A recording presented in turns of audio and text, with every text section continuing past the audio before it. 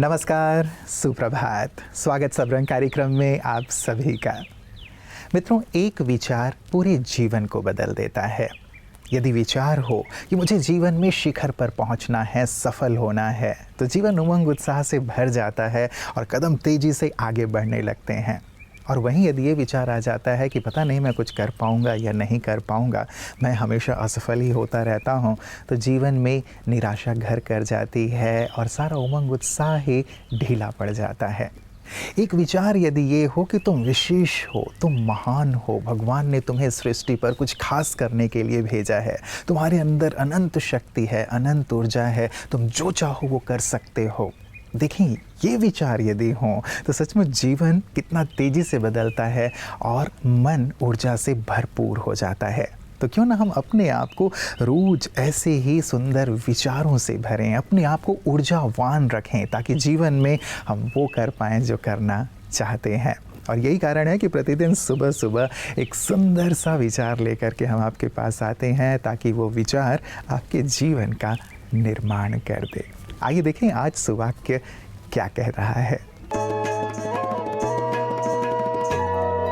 हर एक के प्रति अगर साक्षी भाव रखें तो दृष्टि सकारात्मक हो जाती है। कहते हैं कि दृष्टि से ही सृष्टि रची जाती है।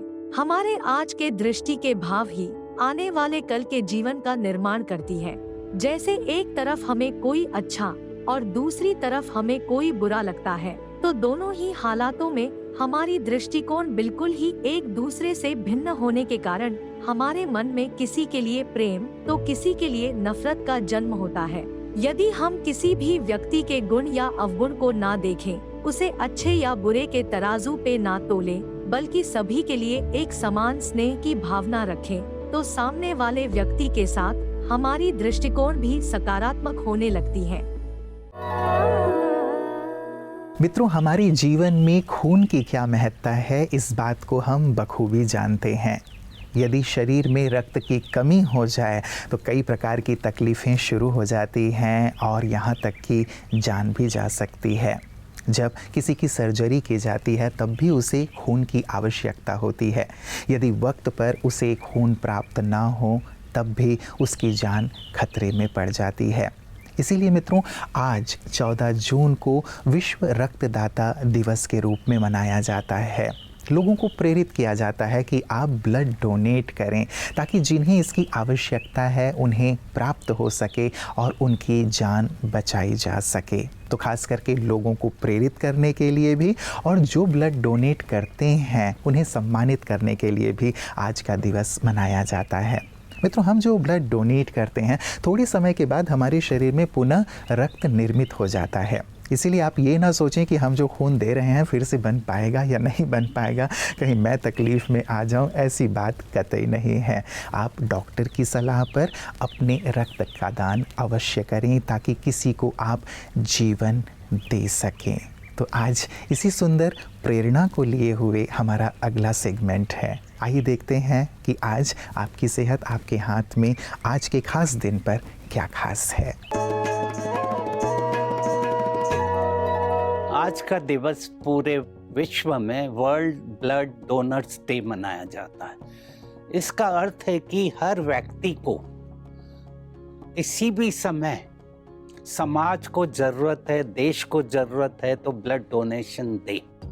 जो थीम है इस साल का, give blood, give plasma, share life, share often. इसका अर्थ है कि हमें जब मौका मिले हम ब्लड को डोनेट करें। ये एक बहुत अच्छी गिफ्ट है, जो ये गिफ्ट हर कोई दे सकता है। इसके लिए हम एक दूसरे को मोटिवेट करें। कौन दे सकता है ब्लड?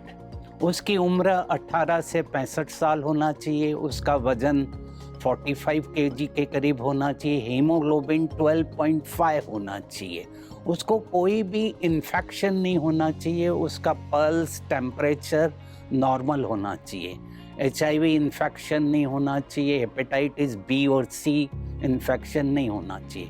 हर वर्ष ब्लड की ज़रूरत 1.5 करोड़ के यूनिट, 1.5 करोड़ यूनिट्स की रहती है। इसको अगर कन्वर्ट करें, हर 2 सेकंड में एक पेशेंट को इंडिया में ज़रूरत होती है ब्लड ट्रांसफ्यूज़न की।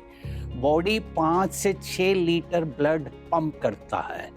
हमारे अंदर कई ब्लड ग्रुप्स हैं जिसमें ए बी ओ ग्रुप, और इसमें RH पॉजिटिव और RH नेगेटिव होते हैं। एक ब्लड ट्रांसफ्यूज़न 8 से 10 मिनट में पूरा हो जाता है और बॉडी इसको वॉल्यूम जो जाता है वो 24 टू 48 आवर्स में रिप्लेस हो जाता है।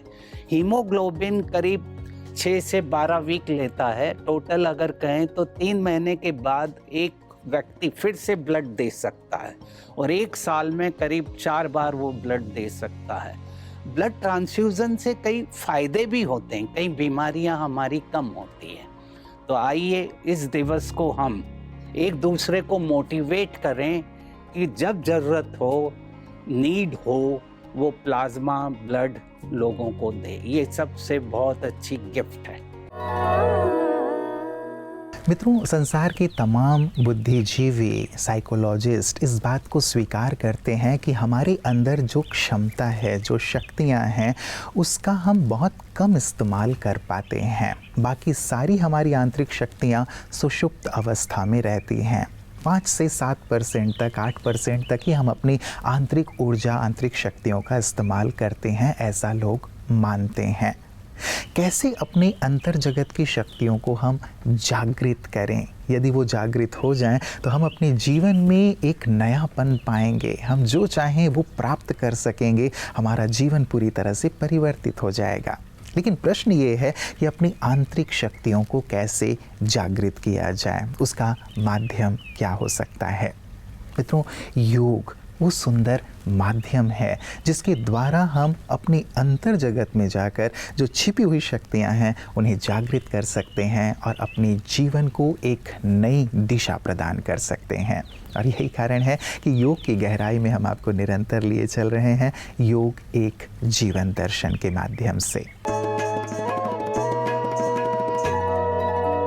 जब यह योग विश्व भर में आरंभ हुआ 21 जून को, तो उस समय इत्तेफाक से मैं अफ्रीकन देश में था और विशेष करके गयाना, त्रिनिदाद आदि में, और मैंने देखा वहाँ इसके लिए इतना अधिक उत्साह था कि जहाँ पर भी हम जाते थे योग के नाम से लोग बहुत इकट्ठे होते थे और अनेक प्रश्न पूछा करते थे। मैं ऐसा समझता हूँ कि जब से हम लोगों ने जन्म लिया है तब से योग का हम शब्द सुनते ही आ रहे हैं।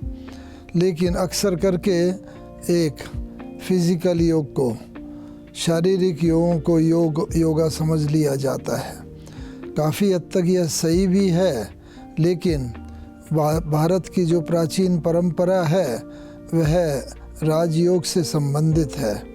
मुझे ये बताते हुए खुशी होती है कि यह जो राजयोग के द्वारा इस ईश्वरीय विश्वविद्यालय द्वारा अनेक जो कार्यक्रम किए जाते हैं उनके अंदर उनसे लाभ विशेष करके यह होता है, एक तो मेमोरी पावर बढ़ती है, याददाश्त शक्ति बढ़ती है, जिसका मैंने स्वयं अनुभव किया कि जब मैं इस योग के संपर्क में आया तो मैं ग्रेजुएशन कर रहा था और मैंने पाया कि मेरी याददाश्त शक्ति में काफ़ी इजाफा हुआ है। दूसरा, समस्याओं को समाधान करने के लिए एक कंसंट्रेशन पावर बढ़ती है हमारी, और वो कंसंट्रेशन पावर से हम समस्याओं को सहज रीति से सुलझा सकते हैं। एक तीसरी बात यह है, अक्सर करके हम समस्याओं के समाधान के लिए बाहर की तरफ देखा करते हैं। देखना भी ठीक ही है, लेकिन उसके साथ साथ यदि एक होलिस्टिक रूप में हम अंदर अपने उतरने का प्रयत्न करते हैं, अंदर देखते हैं, तो हमें समस्याओं का समाधान और सहज सही तरीके से मिल जाता है। चौथी बात मैं एक समझता हूँ कि योग के द्वारा जहाँ फिज़िकल योग प्राप्त होता है वह उसके अतिरिक्त मेंटल योगा, मानसिक योगा, वो एक बहुत आवश्यक है। हम सब जानते हैं कि मन के अंदर मन जो है ब्रेन के द्वारा काम करता है, और इस कारण से ब्रेन में जो left and right part of the brain है, जो एक तरफ लॉजिक प्रॉब्लम्स को सॉल्व करता है, वो दूसरी तरफ इमोशनल और मेंटल प्रॉब्लम को। इसीलिए हमें जीवन में सदा शांति, सुख, आनंद, प्रेम, शक्ति की अनुभूति के लिए ये आवश्यक है कि हम दोनों पार्ट ब्रेन का यूज़ करें और दोनों पार्ट में एक बैलेंस हो, और ये बैलेंस हमें राजयोग ही सिखाता है। मित्रों, यदि वृक्ष को पानी देना है, खाद देना है, तो हम उसकी डालियों को नहीं देते, उसके पत्तों को नहीं देते, बल्कि उसकी जड़ में देते हैं। यदि जड़ में हम खाद और पानी देंगे तभी पूरा ही वृक्ष फलीभूत होगा, हरा भरा रहेगा, वो पुष्पित और पल्लवित होगा। जीवन में कई बार हम सुख, शांति, आनंद और सफलता तो चाहते हैं, लेकिन पानी और खाद हम कहीं और दे रहे होते हैं, वहाँ नहीं जहाँ हमें देना चाहिए। हमें खाद और पानी अपने अंतर मन को देना होता है, अंतर मन को सकारात्मकता से भरना होता है, सुंदर विचारों से भरना होता है, तभी हम अपने जो लक्ष्य हैं उनकी ओर बढ़ सकते हैं, अपने लक्ष्य को पुष्पित और पल्लवित कर सकते हैं। और यही सुंदर सीख ब्रह्मा कुमारियाँ भी सभी को प्रदान कर रही हैं कि कैसे आप अपने जीवन के ध्येय को प्राप्त कर सकते हैं, कहाँ पानी दिया जाए, कौन से विचार आपको पुष्पित पल्लवित होने में मदद करेंगे। आइए देखें ब्रह्मा कुमारी बहनों की इन्हीं सुंदर सेवाओं को कि कैसे वो जन जन में ये सुंदर ज्ञान ला रही हैं, ज्ञान का प्रकाश दे रही हैं कि कैसे अपने जीवन को श्रेष्ठ और महान बनाया जा सकता है। गुजरात के पाटन में स्थित नागराज मूलचंद पटेल स्कूल में नैतिक मूल्यों का जीवन में महत्व विषय पर ब्रह्मा कुमारीज दिव्य दर्शन भवन द्वारा एक कार्यक्रम का आयोजन किया गया, जिसमें मुख्य वक्ता के रूप में माउंट आबू से पधारे आदरणीय ब्रह्मा कुमार भगवान भाई जी ने इस विषय का स्पष्टीकरण किया।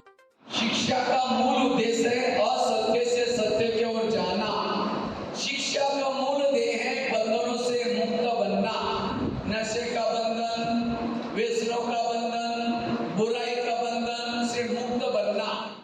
कार्यक्रम में नागराज मूलचंद पटेल स्कूल के प्रिंसिपल बसंत पटेल जी, सीनियर शिक्षक चेतन मोदी जी, मयंक पटेल, किंगल पटेल, केजुल पटेल, बी के कांति भाई एवं बी के बीना जी उपस्थित रहे।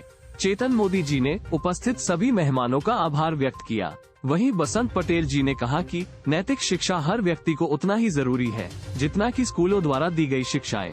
समारोह के अंत में ब्रह्मा कुमार भगवान भाई जी ने सभी विद्यार्थियों को राजयोग मेडिटेशन भी करवाया। मित्रों, चलते चलते एक और सुंदर प्रेरक सी बात, चिंतन की बात। यदि हमें जीवन में आगे बढ़ना है तो समय, परिस्थिति या किसी व्यक्ति का इंतज़ार किए बगैर हमें स्वयं ही आगे बढ़ना होगा। जब हम आगे बढ़ते हैं, सफल होते हैं, तो स्वतः ही सभी हमें फॉलो करने लगते हैं। इसीलिए हमें इंतज़ार नहीं करना है मित्रों, इंतज़ार करने वाला वहीं रुक जाता है, बल्कि हमें इंतज़ाम करना है। जब हम आगे बढ़ने का, सफल होने का स्वयं इंतज़ाम करते हैं, स्वयं कड़ी मेहनत करते हैं और अपने उमंग उत्साह के साथ आगे बढ़ते हैं, तो सभी स्वतः ही हमारा अनुसरण करने लगते हैं। इसीलिए रुकिए नहीं और ना ही किसी का इंतज़ार कीजिए। परिस्थितियाँ और बातें कैसी भी हैं, आपके उमंग, उत्साह और हिम्मत के आगे सब छोटे हैं। इसीलिए अपने उत्साह के साथ आगे से आगे बढ़िए और सारी दुनिया को दिखा दीजिए कि आप किस लिए पैदा हुए हैं। अपने इस सुंदर विचार को बहुत अच्छी तरह पुष्पित पल्लवित कीजिएगा और सचमुच ये विचार ही है जो आपके जीवन को श्रेष्ठता और महानता की ओर ले चलेगी। हमारी अनंत दुआएं और शुभकामनाएं हमेशा आपके साथ हैं। कल पुनः इसी वक्त आप सबसे मुलाकात होगी, तब तक अपना ख्याल रखिएगा। नमस्कार, ओम शांति।